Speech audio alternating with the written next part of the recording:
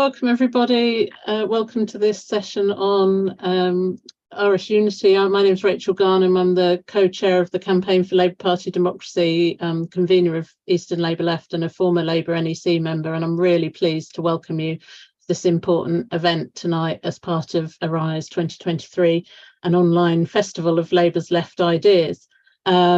So here in Britain, we need to both build resistance to this vicious Tory government, but also continue to popularise support for socialist solutions to the crises we face. And to do this, we need to learn lessons of other struggles and also offer our solidarity to those fighting for a better world and social justice. And that is especially the case when it comes to Ireland, right on our doorstep. And as someone who spends a lot of time campaigning in the Labour Party for better policies and more democracy, it's actually really positive to be talking about Ireland this evening and the positive agenda that's on offer there. So the discussion we're having tonight is really essential. The Good Friday Agreement of 25, time for Irish unity, isn't it? Sinn Féin's victories in the recent local elections in the north of Ireland and continuing advances in the south show that real change is on the agenda in Ireland and has raised the prospect of a united Ireland.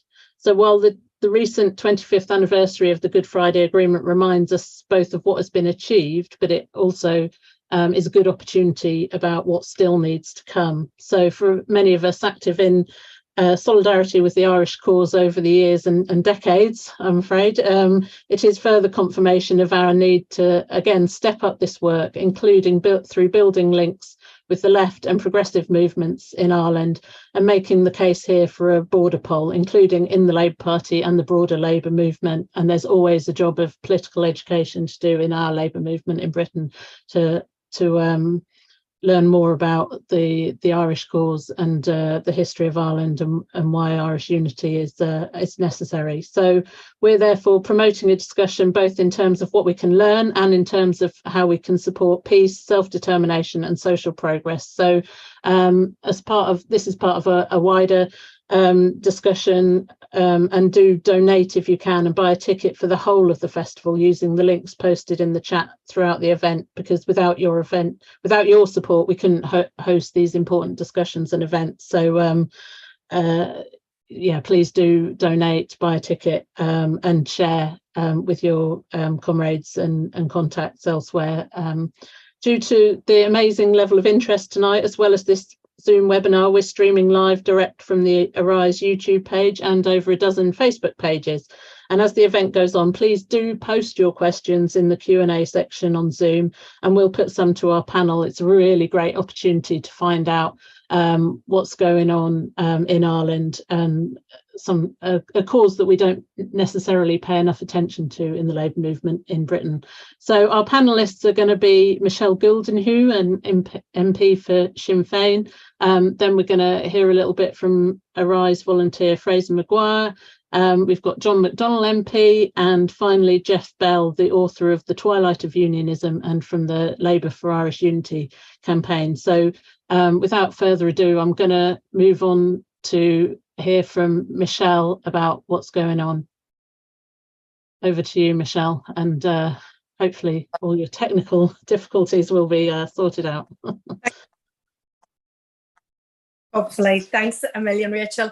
I suppose I'd like to begin by thanking the organisers of the Rise Festival for once again providing a platform to highlight what's taking place in Ireland before a primarily British audience. So I'd also like to wish you well for the rest of the festival, and I hope it goes well for you. Gerry Adams once summarised, you can't be a socialist in Britain if you support British imperialism in Ireland.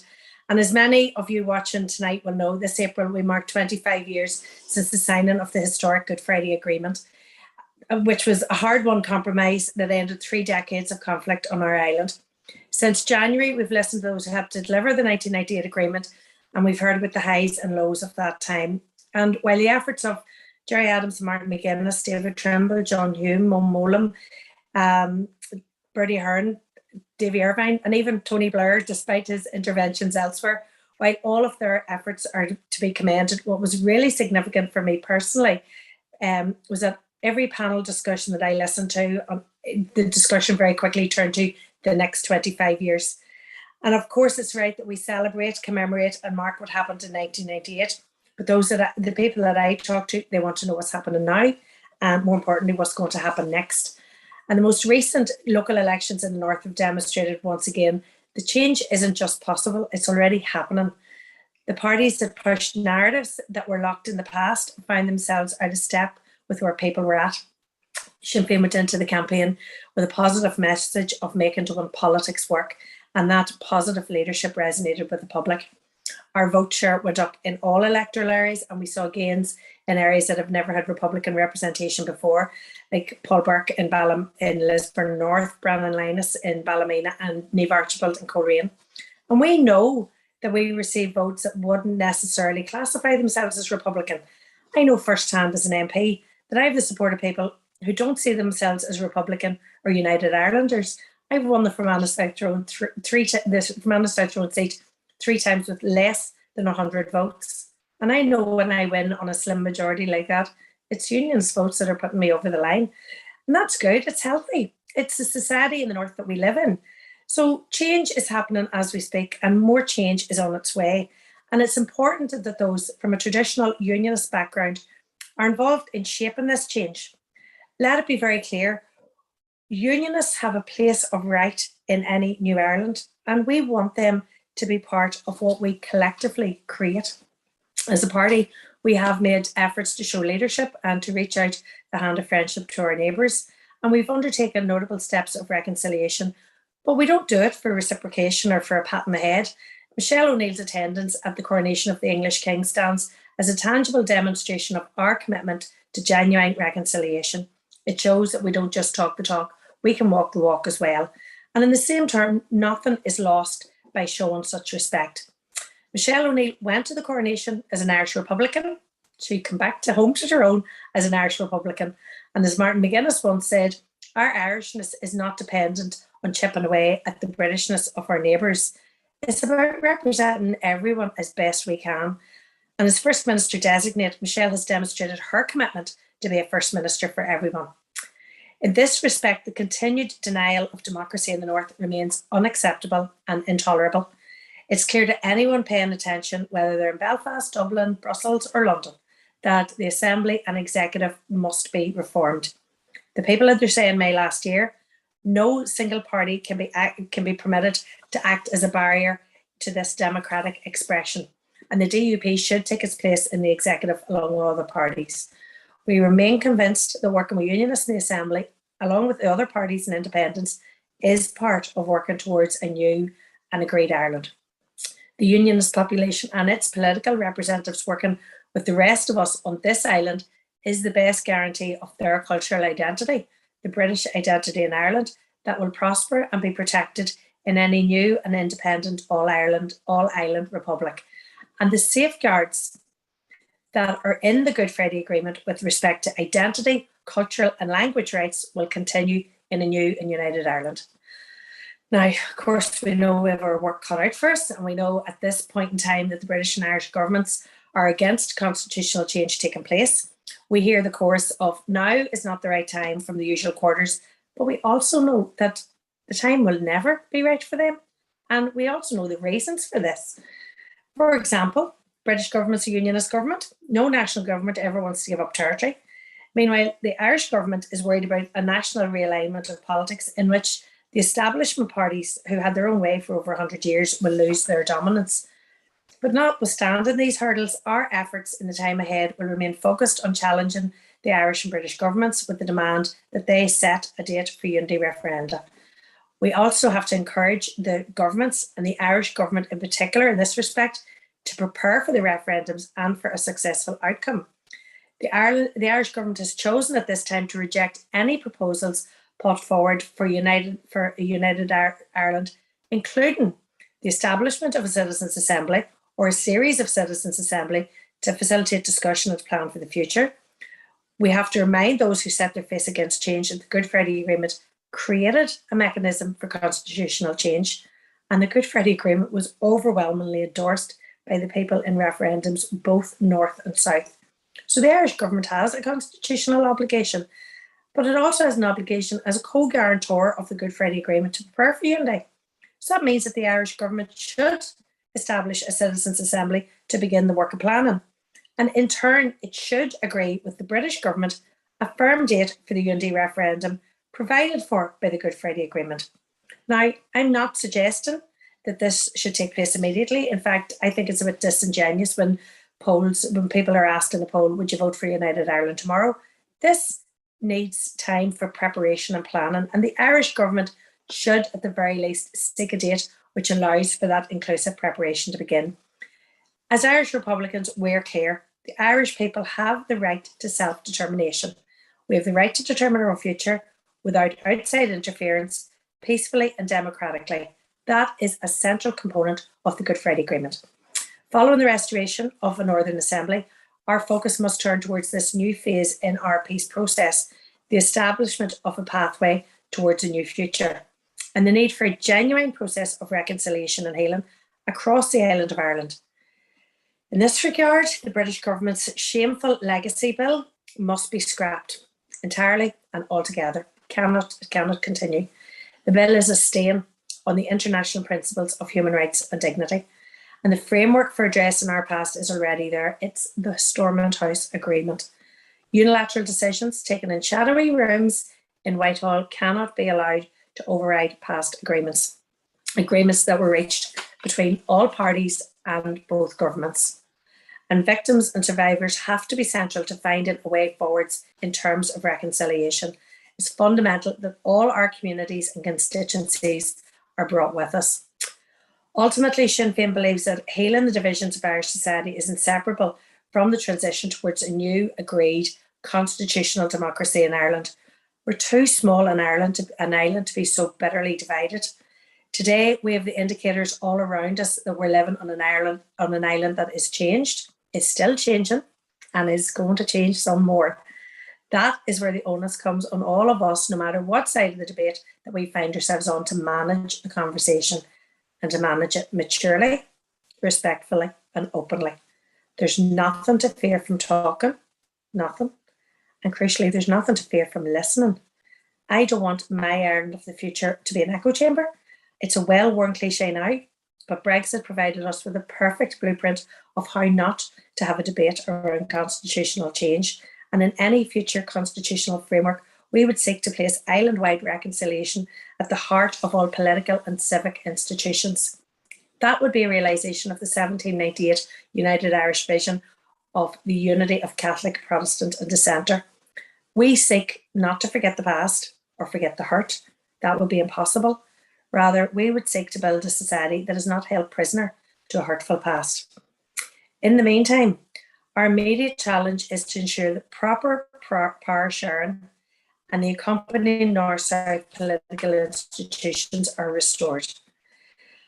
The future is too precious to be the subject to the whim and veto of those who choose to live in the past. The aspirations and rights of the majority cannot be subordinated to appease an anti-democratic, anti-power sharing minority. Our collective responsibility must be to ensure future generations inherit a unified and reconciled Ireland. James Connolly once said, "Ireland without her people is nothing to me." And that is how we in Sinn Féin see a new united Ireland. Our diversity is our greatest strength and our people are our best asset. An Ireland that's home to everyone, where no one is left behind. And when Mary Lou spoke in Australia earlier this year and she talked about that, she really touched a chord with people who for the first time felt in the diaspora that an Irish political leader was asking them to come back to help us to make Ireland work. So this new phase of our political process is only just opening up to us. And while unification won't be some miracle cure, but be no doubt we can do better at deciding things for ourselves. Let us handle our own difficulties. And I mind British Labour Party activists down through the years assuring us, don't worry, once we get socialism in Britain, all will be well, you won't have to leave. But that ignores our right to rule ourselves, our right to make our own mistakes, as long as they're our own. Democracy is nothing to be afraid of. And for my own part, I am confident that we have the potential to build an inclusive society, a firmer form of government, and a fair economy that works and delivers for everyone. So that's the prize. That's the big goal for us. And we have a massive job ahead of us. But today, North and South, there are more people than ever before who want to build this new Ireland, and they can see the potential. There's no limit to what we can do, what we can achieve if we put our minds to it. We'll have to be ambitious, not only for ourselves, but for everyone who lives on our island. Ultimately, Irish unity will only come about when those of us who want it go out and work for it. So come on, neighbours, let's go out and win it. Thank you so much for such a positive contribution and such a clear and inclusive way forward. And yeah, don't wait for socialism in Britain. We're following you. So yeah, thanks ever so much, Michelle. And do put your questions in the chat, because there's a lot that Michelle covered there that I'm sure it would be good to hear more about. So next, I'm going to move on to a Arise volunteer, Fraser, who's going to say a bit more about the festival, hopefully.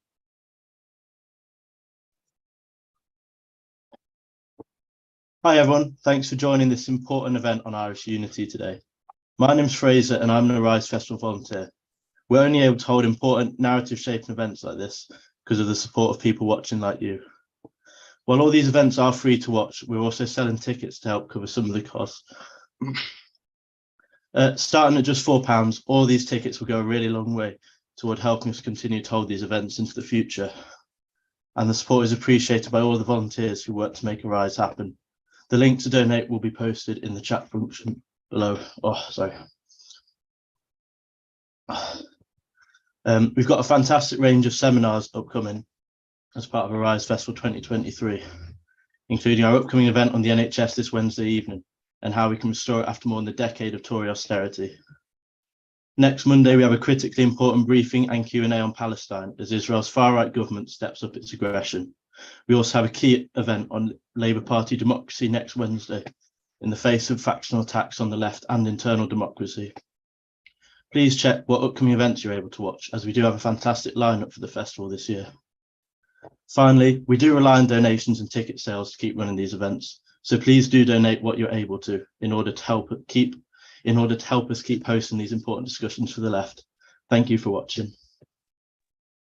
Thanks, Fraser, and thanks to all the Arise volunteers who do such important work in bringing us these events that we, as Labour Party activists, we appreciate so much, and can help us with the sort of much needed job of political education in this country. So our next speaker needs no introduction, but I'll give him a short one, which is a long-time friend of Ireland, MP John McDonnell. Thanks, Rachel, and thanks, Michelle. That was terrific for really setting the scene and really setting out the agenda for the future. I consider myself part of the Irish community in Britain. My grandparents came across from Ireland. Actually, they came across as migrants. They must probably be diverted to Rwanda at the moment, but they came across as migrants and made their contribution to this country in a way which I suppose created the economy upon which many in our society benefited. And so therefore, as part of the Irish diaspora here, I have a natural interest in what's happening back in Ireland itself, and have taken that interest over the years. And I know they accuse us of dwelling on history too much, but I do want to just remind people just how far we've come in the debate about Ireland in this country. Geoff's here, and Geoff and Michelle will know we've worked together on this, but I can remember way back in the late 70s and 80s when there was rampant anti-Irish racism. We had the Prevention of Terrorism Act. I chaired the Guildford 4 campaign, the first young people arrested under that act, and then perpetrated a huge miscarriage of justice on them. I can remember organising as a GLC councillor an event at County Hall where we were looking at anti-Irish racism, the use of the Prevention of Terrorism Act, and actually some of our speakers are actually arrested under the Prevention of Terrorism Act. They were released. It was just part of the harassment process that was going on. And you look back and you think, oh God, situation we were in. And it's so encouraging that we've come so much further forward. And I think I want to just build upon what Michelle has said. This is all about the debate for the future. And it's so exciting. It's just, the potential is enormous. And far from this idea of telling Irish people, wait till we have socialism in Britain, I'm looking at Ireland as the example of socialism for Britain, a socialist society that can be constructed, and which will give us something that we can build upon here and learn lessons from. And that's why I think there's such an enormous potential for building this new Ireland that Michelle was talking about. And I agree, we have to go out there and win it. And the diaspora has a role to play in all this. And the issue for me is, although what's happened in the elections recently demonstrates the trend that there is, there's no inevitability about this. You have to work towards it. I was looking, as Michelle said, I was looking at what's happened in terms of the council elections. Just crudely, about 19,000 votes more for those people who are supporting United Ireland than for Unionists. And the reality is, and Geoff will talk in more detail, I'm sure, on this, is the Unionist vote is in decline. That's the reality of it. DUP 23.9%, a collapse really, the Unionist vote. UUP 10.9%. That's a huge setback for the Unionism. And I'm trying to understand why that's happened.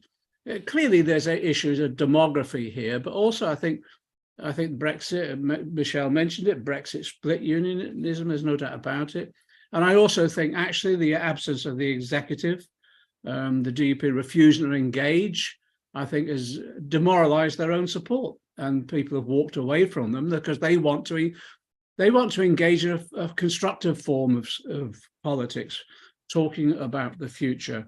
And that's why I don't think we can expect a united Ireland to emerge inevitably, but it has to be worked for.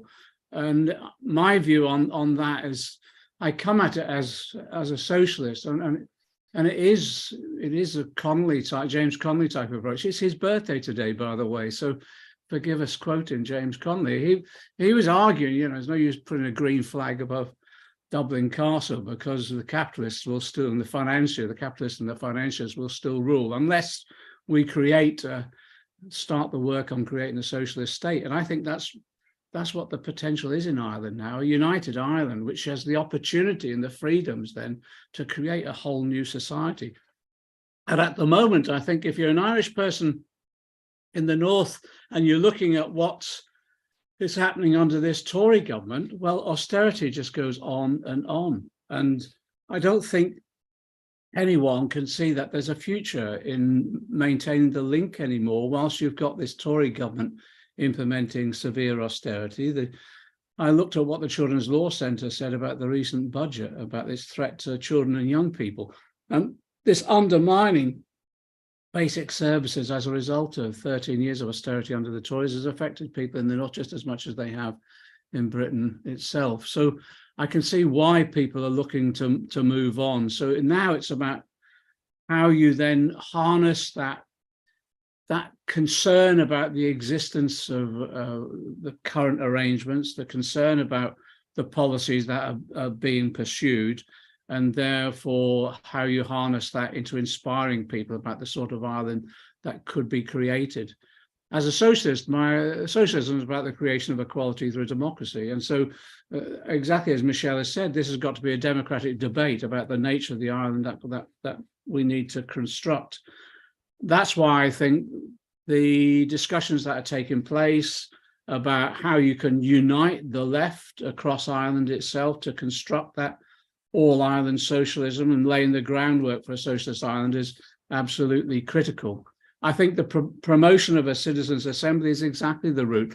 Do you know, it's the route that many of us are advocating and many have now accepted is most probably the best vehicle for constitutional change in Britain, and about how our new constitutional arrangements need to be brought about, because it's a way in which people can come into the debate and have a much wider range of freedoms, if you like, in terms of discussion about how we go forward. So I think establishing a citizens' assembly would be invaluable in enabling those discussions to take place. And as part of the mechanisms that will encourage, I think, much more creative approach to the discussions about the sort of society that's needed. But it does mean actually that some of the hard work has to be undertaken about some of the addressing the issues that are in the Republic as well, both in terms of the health and housing crises that are taking place at the moment, and how they can be better addressed in an all-Ireland format. I think there's the potential for developing a program of radical change, working on the bread and butter daily issues that people face, that could excite people no matter what their historical background was in approaching a united Ireland. And that's why I think that work has to be done. As I say, I think it could be quite inspirational about the sort of change that we want in this country as well. And that's why I'm concerned that Keir Starmer said he would be campaigning for the status quo effectively. I'm hoping that there is absolute clarity within the Labour Party, that members of the Labour Party have the right to campaign for the views that they support, and therefore for those that believe in a united Ireland, that there's a right of Labour Party members to campaign in that way and for that objective. And I think we need to get that absolutely clear within the Labour Party, because it enables us then to involve ourselves more thoroughly in the discussions about what the Ireland of the future would look like. It will mean socialists in England, Scotland and Wales also having to recognise the role that they play in facilitating that united Ireland to be constructed as a socialist society, because we still have the dominance of the City of London in terms of finance. We still have the dominance of capital within this country that we have to confront, and therefore we have to confront it in a way that ensures that the powers that they exist here, particularly with regard to the economic powers, are not used to undermine the potential of a united socialist Ireland too. So we have a campaigning role here about the institutions and the way in which our economy operates to influence that potential that there is for a united Ireland, and as I say, a united Ireland that's based upon socialist principles. So my view is that in terms of the Irish diaspora in Britain, we have a role to play in supporting the development of united Ireland. Just as we did in the support for the development of the Good Friday Agreement, and just as we did in terms of the discussions about the reforms that are needed here to ensure that civil liberties are established. And that's why I agree with Michelle. If there's a role for those of us that are in the UK Parliament, it is about making sure that we prevent legislation being passed which in any way impedes the process of a peaceful united Ireland. And that's, again, I think we need to do more work on that to bring to people's attention the problems that could result from ill thought through legislation being introduced in this country as well. So I'm full of hope and optimism. In fact, as I say, in many ways now, despite what British socialists have argued in the past, I think the foot is on the other shoe, the shoe is on the other foot, that actually the potential that there is in Ireland could be such a huge example of what could be done in Britain itself for the development of a society that, as I say, establishes equality through democracy that could be built upon socialist lines, and which, again, freedom is about freedom, economic freedom, just as much as any other forms of freedom as well. So I think there's real potential, but I agree with Michelle, it has to be worked for, and therefore our message is go out and win this Ireland that we now want. Thanks, John.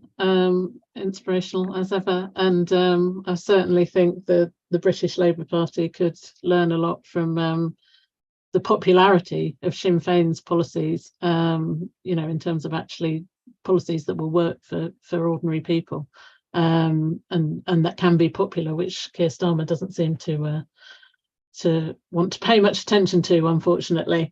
Our final speaker is Geoff Bell from Labour for Irish Unity and author of Twilight of Unionism and other things. So welcome, Geoff.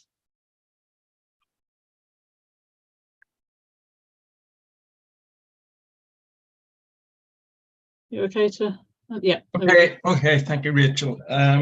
Thanks again for asking me, for the conference organisers for asking me.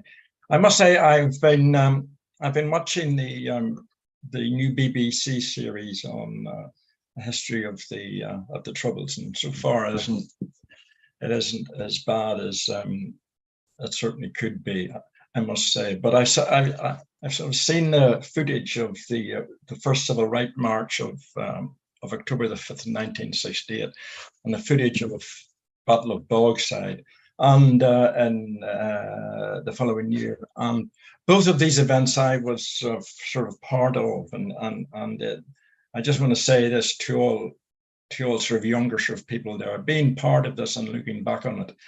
And the sense we're seeing it on sort of TV screens now, it's great to have that feeling that you help in a very, very small way, but you help to change history. And both those events did actually change sort of history. And you look back now, prior to 1968, and the leading Unionist party, the Ulster Unionist Party, was winning 70% of the votes in Northern Ireland. Today, at the last election, as it's been said, the leading Unionist Party won 23.9% of the votes. And the latest survey, the latest academic survey, have shown that sort of nationalist votes were 44%, and the total Unionist votes was 39.3%. And there's another survey which has also come out, which has predicted that if people vote as they did at the last council elections, the DUP would be reduced to only 5 MPs at Westminster, which also, of course, is terribly good news for the people of Britain, because it means that the possibility of the Tories, or indeed Labour, making a deal with sort of DUP, they have made deals with the DUP and other sort of unionists in the past, is now the sort of threat of that is now not as it was. Now, again, to try to come to terms with the decline of the unionist cause, there are, of course, as Sir John said, demographic reasons for that, and there is also Brexit. But there's also the fact, I think, that there's something in the nature of the philosophy and the politics of unionism. It is a very reactionary philosophy, which doesn't mean that everybody in Northern Ireland who votes for it is a reactionary. I mean, people have various reasons to vote for these things, but it is a very backward set of ideas. The whole message from the 19th century to the 20th century to today was that somehow Britain was superior to the Irish, and that within Northern Ireland, the ancestors of the British settlers in Northern Ireland were superior to the Catholics, natives, and I mean that is a message which is in Protestant sort of propaganda for the last 200 years, if you like, and of course it was used to justify all sorts of things that sort of the original invasion of sort of Ireland was a civilizing mission, and so on and so on, that it was right that Ireland was partitioned so that part of Britain could sort of stay there. It was right that once it was partition, that Protestants got better jobs and so on and so on. And all this horrible philosophy of divide and rule, which has been the sort of motor of sort of unionism for a long, long time, did actually sort of divide the sort of working class, and it was part of the reasons why the Protestants, who thought they would get it, they had these marginal privileges, if you like, was sort of one of the reasons why they reacted as they did.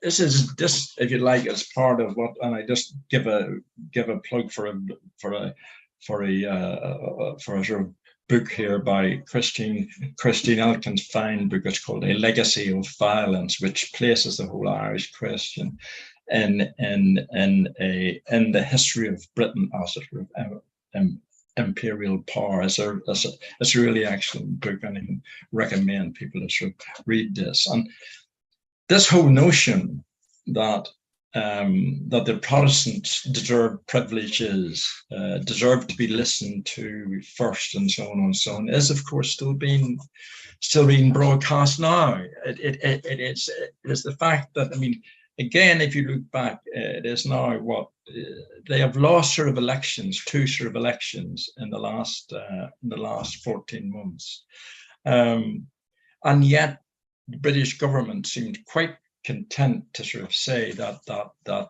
self-government of Northern Ireland cannot go ahead, cannot proceed without the Unionists say so.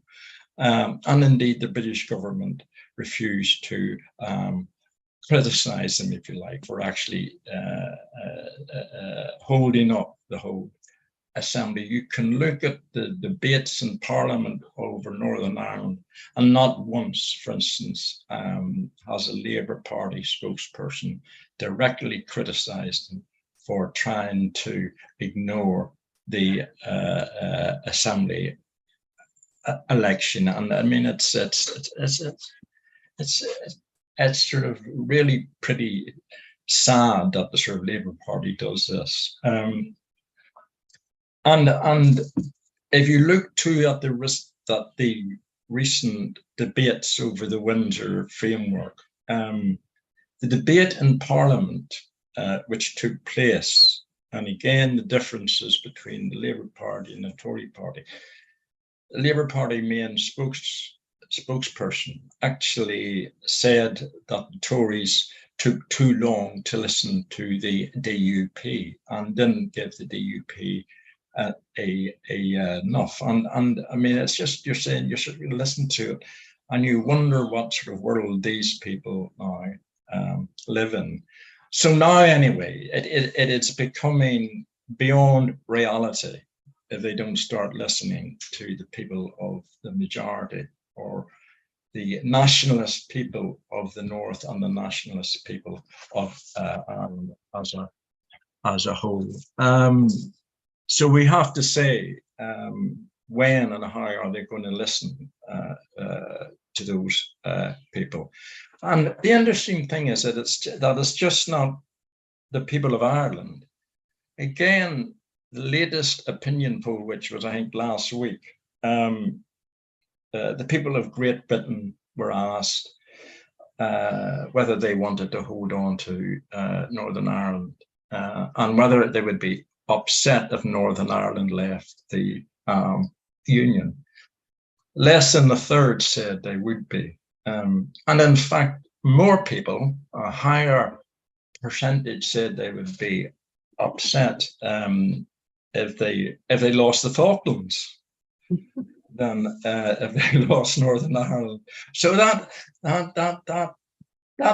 sort of shows this caution, especially with Labour Party sort of leadership has, about mentioning Ireland, about even discussing a border poll, even going anywhere near it. It's totally misplaced. The people of this country are much more sensible about this. I mean, again, if you look back in sort of history, you will see that unionism, the unionist leader, the Irish unionist leader in 1912 to 1914, Edward Carson, held meetings in Britain, one and especially attracting between 300 and 400,000 people in Hyde Park. If Jeffrey Donaldson had a meeting in Hyde Park today, he'd be lucky to get 200 or 300, so the whole atmosphere and the whole mood has sort of changed. And I mean, that is something which I think is very encouraging for us. So while we are encouraged that unionism, the reactionary ideas is declining, as I said in the beginning, in its sort of twilight, we also have to say that the idea of the Irish people having the right to rule themselves is now probably more even possibly supported than it has ever been in Britain. So it is very strange that sort of Labour is going along with the sort of Tories and refusing to even set a criteria for a border poll. And that is something we in Labour for Irish Unity say sort of has to happen. I mean, it's only the start of it. Start to wind up, Geoff. Okay, right.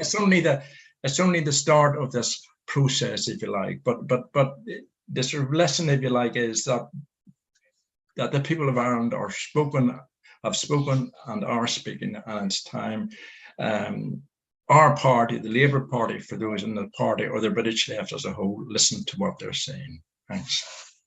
Thanks, Geoff, and sorry to finish up there. It was just we've had really loads of questions, so I really wanted to get onto them so that people have the chance to hear your answers. And just to say, we've got over 200 people with us live, including from Christchurch, Woking, Paisley, Islington, Isle of Wight, South London, Edinburgh, Loxheath, Tottenham and Sardinia. So people from all over joining to hear this important discussion. What I'm going to do is I'm going to read out there's 5 questions, and then you'll have 5 minutes each to answer them. But you don't feel you have to answer them all, because some of them are directed at particular individuals. But if you can keep your sort of final contributions to 5 minutes, that'll be good, and we'll try and get through as much as possible. I'll take you in reverse order. So the first one, this is one that I've sneaked in myself. So Michelle, this is for Michelle in particular. So yourself, Michelle O'Neill and Mary Lou McDonnell are such inspiring women leaders. What can we learn from Sinn Fein and the Irish Republican movement in providing a ladder and a platform for such brilliant women? Something we're not so good at in the British Labour movement, although there are some brilliant women leaders out there. But total inspiration from over the sea. From Ben on Facebook, what can be done to support the Good Friday Agreement and ultimately the call for a border poll within the Labour movement in Britain? And in particular from Angie from Labour for Irish Unity on Zoom, this is for John really, is there any discussion taking place within the PLP, the Parliamentary Labour Party, about the failure of the Labour leadership to establish criteria for a border poll, or any discussion at all, really? Question from Logan. Sinn Féin has clearly worked to grow its support amongst the youth of Ireland. What lessons can the British left learn from this approach to rebuild and grow? Question from Zoom. What is the Alliance Party's position on unification? Don't know if anyone can fill us in on that. And finally, Joseph on Zoom, and this seems to come up at all these meetings. So in the recent BBC Northern Ireland programme, The View, it was stated that the Republic's health service is outperforming the NHS in the north, but many in the north are reluctant to vote for reunification because of no free healthcare in the south.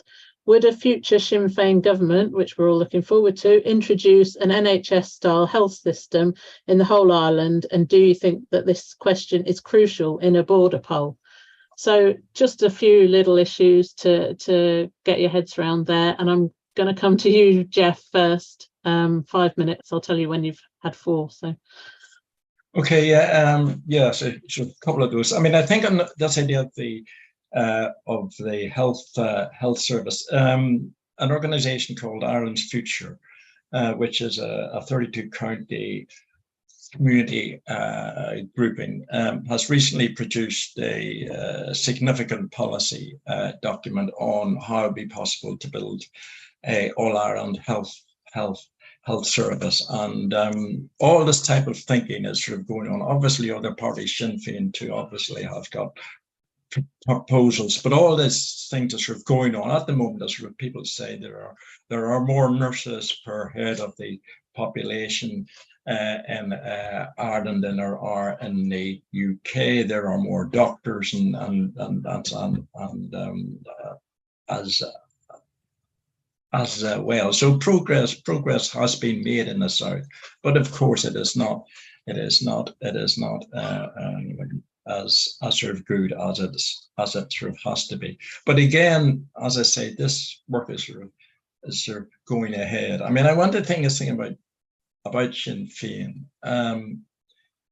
It is very remarkable when you go to any meeting of Sinn Féin holds in Britain, and you ask questions, and they always try and answer the question, which is being asked.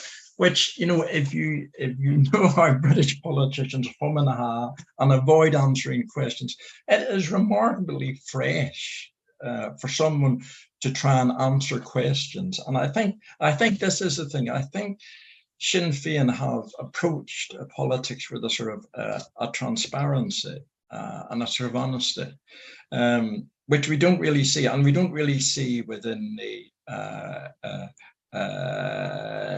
Labour Party at the moment. And again, that sort of whole Labour policy in sort of Ireland is so ridiculous, with Starmer saying in fact, both Starmer and Peter Kyle have said that the Union has more to offer the Irish people and the Northern Ireland people than them ruling themselves. And I mean, this is just such a historical backward view that again one sort of wonders what sort of world they actually live in. So the final thing I'm just going to say is this: Labour for Irish Unity is a very young organisation which has grown up over the last couple of years. We have a website, we do meetings, we do history talks, we do sessions on sort of other things as well. So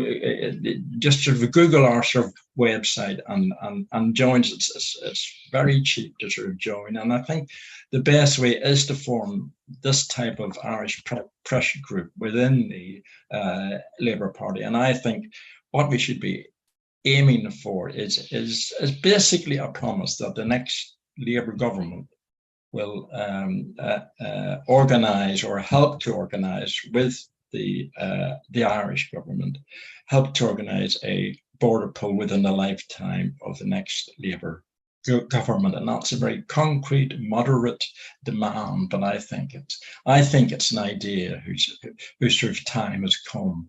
Just as the decline of sort of unionism's time has come, I think the rise of thinking about a new Ireland, that time has definitely come as well. So it's great, really.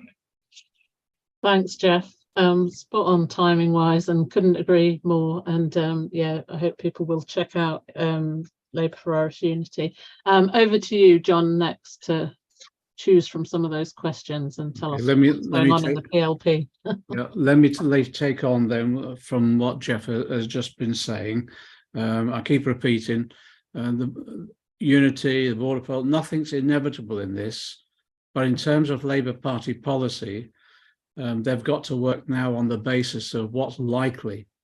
And what's likely, inevitably there will be a border poll, and what's likely, the reality is, with the decline of the unionist vote in particular, there's likely to be United Ireland. So therefore, I think what some of our arguments with the Labour Party policymakers at the moment is you've got to at least start exploring this issue in a way which recognises the reality of the future.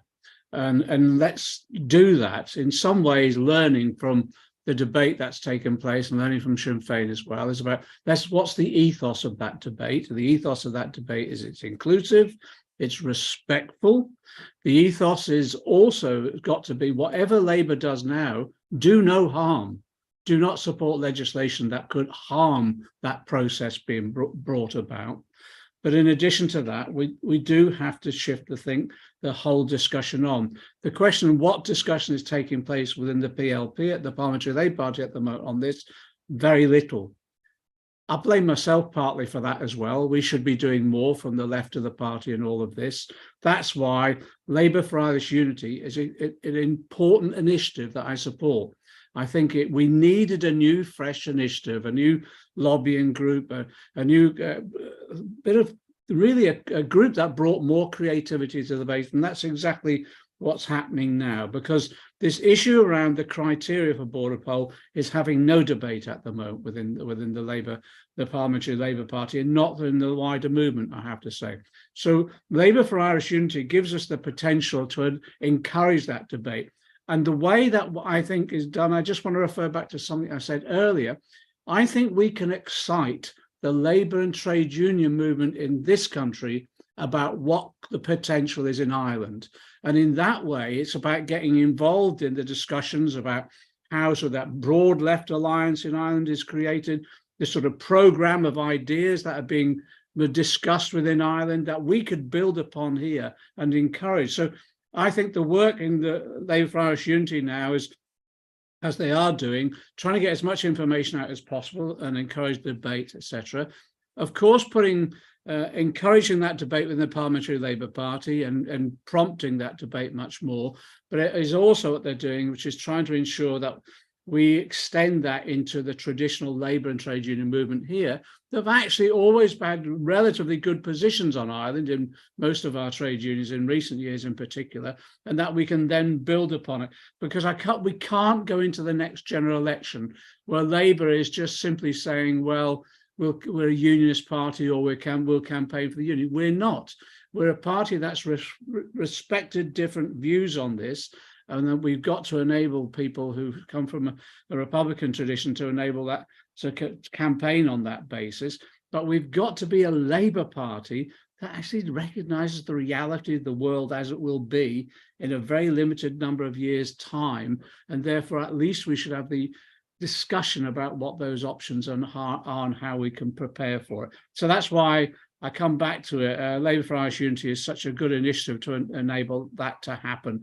And I do think there is a bit more responsibility on the shoulders of people like me, and that's why I need to do a lot more work on this. My only excuse is that we've had a few distractions over this recent months, particularly with regard to what's happening in the Labour Party and on the industrial front as well. So forgive me for this, Michelle. Thanks, John. And I was going to say, you can't lead on everything: alternative economic strategy, defence of civil liberties, trying to defend Labour Party democracy. There is a lot of fronts that we are fighting on in the Labour Party at the moment, sadly. But I think this issue of progress in Ireland is something that we should be able to build a wider coalition on, and so that's incumbent on all of us. So I'll ask Michelle to come back on some of the other questions, and thank you very much. Thank you, Rachel. I'm laughing at John saying about distractions. John has been a great friend to me personally and to us for decades. And sorry, I'm not sure if you can hear me. Hear that all right? I was saying John's been a great friend to me and to not just John, but Jeremy and Ken and Tony. And we've had so many friends within the Labour Party over decades and have been a great support to us. So yeah, there's definitely distractions now, John, but you've been there when there have been very tough and difficult times when it was very unpopular to be there. So you've never been found wanting. And I just want to take this opportunity to thank all of our friends in the Labour movement across the past number of decades for the support and the assistance they've given us. I'm going to try and answer the questions maybe in reverse order. I will say now, somebody had said about Peter Kyle, I think it was John had said about Peter Kyle and Keir Starmer, being in favour of the status quo, and Peter Kyle saying that he thought that we'd be better off in the union with Britain, that is. But he spent the weekend in Donegal. I wonder what his opinion is now, because I'd love to hear what he thinks, having been in the very north of Ireland and whether he thinks that we wouldn't be better off in a unified Ireland at this point. But John's question, I love to hear it. The NHS is, we believe, should be free at the point of delivery. And 13 years of Tory misrule in the north of Ireland means that it might be free at the point of delivery, but it's extremely inaccessible. We have the worst waiting lists. We have huge difficulties around getting people seen by consultants and getting beds in hospitals and all of that. I spent yesterday in one of our local hospitals with a family member, and we spent most of the day, and we were talking to people there who'd been there from 6 a.m. in the morning. Now, my mother got admitted, and that was great, and she got the care. But by God, we needed additional staff, and we need staff, and we rely heavily on international staff across the island of Ireland to deliver that care. So we need to get rid of the Tory policies. We also need to look at where we can combine resources, and we've done that to a brilliant extent. The Northwest Cancer Centre in Derry, that looks after people in Donegal, Derry, and the entire Northwest region. Paediatric cardiac services now are done on an all-Ireland basis. So we certainly think that we could do so much better, so much more in unity. There'd be less duplication across the board, and we could actually deliver even better than the South are doing now. And yes, they do. They spend more per head of population than we do, and we do want to look at an all-Ireland NHS type health service. I think that's hugely important.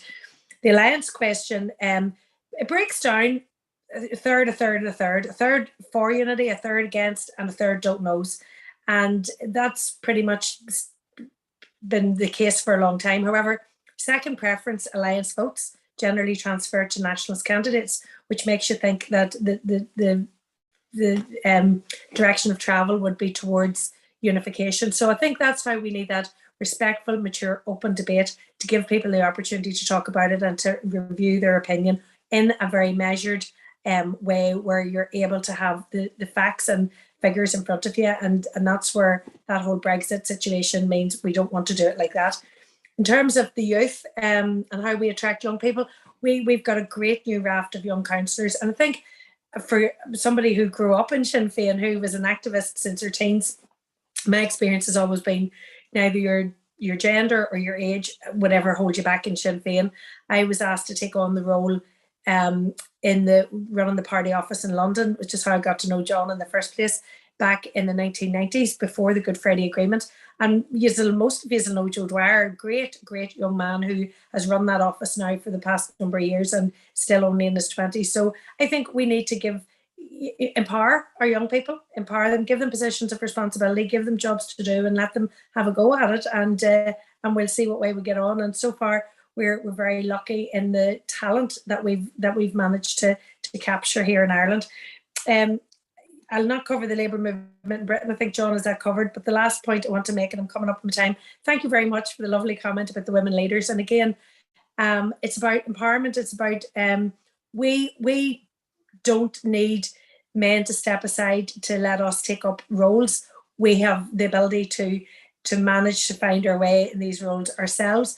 However, I've always found Gerry Adams to be a huge inspiration and a huge feminist. Gerry would have been very adamant every time there was a delegation that there was gender balance, that there was urban rural, that there was youth and experience, and he brought a lot of people on, that people like me and Michelle O'Neill and indeed Mary Lou, so we have a lot to thank Gerry Adams and Martin McGuinness for their leadership as well, and for ensuring that people like ourselves could come through. And we are lucky to have Mary Lou and Michelle O'Neill at the helm, and that positivity and that relentless chasing unity in a way that brings people with them, winning hearts and minds across Ireland and across the world. And we've just got such a strong team at the helm now, and we're so proud of them. And I think we're inspired by their vision and drive and determination and energy as well. And that's a great thing to be able to say. And I think that's maybe where some of the labour activists in the room tonight might be getting a wee bit demoralised, because some of our best people in the labour movement, some of the great talent in labour, are in the back benches, or maybe not even part of the Labour family anymore. And I think that's a huge pity, because you've got great talent and great people there across the board. Thank you so much, Michelle. It has been totally inspirational, and at a difficult time for the British left, shall we say. Watching what you're doing in Sinn Fein and supporting that in any way we can is something that can inspire us and motivate us. So thanks to everyone for participating in tonight's event. Thanks particularly to our speakers and our volunteers, but thanks to everyone who's tuned in, and everyone who's involved across the whole month in this brilliant sort of ongoing festival ideas, which runs right up to 28th of June. So please do make sure to buy a ticket for the whole festival, because without your support we couldn't host these vital discussions and bring these issues up the agenda, which I think we've all established we need to do in the British Labour movement. So we know we have important battles ahead here, and also that we will stand with those fighting for a better future in Ireland and around the world in their struggles ahead too. And a better socialist future is possible, and we have a world to win. So let's do it together. And for your information, the next Arise event is on this Wednesday, 7th of June at 6:30 p.m. on the NHS at 75. And also coming up is the event with special guest Mustafa Barghouti on Palestine next Monday, 12th of June.